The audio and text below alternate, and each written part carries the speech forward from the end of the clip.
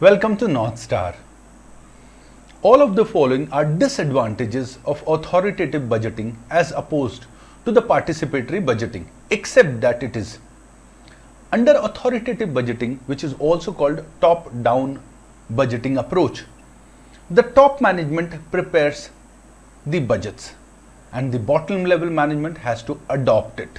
Is there a say by the bottom level management in those budgeting process? Answer is they have very little or no say in such budgeting process. The biggest advantage of authoritative budgeting is the time.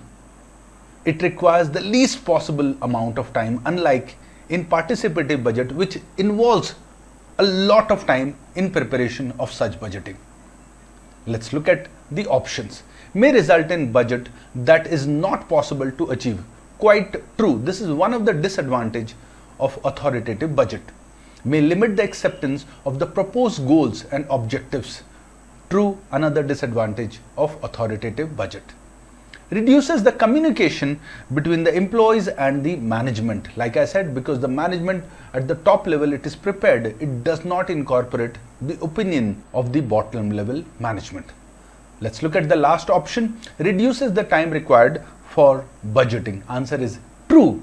One of the biggest advantage of authoritative budget is its time factor. It consumes the least amount of time. So the correct option is option number D, because it says which of the following is not the disadvantage, or it said except that. Thank you.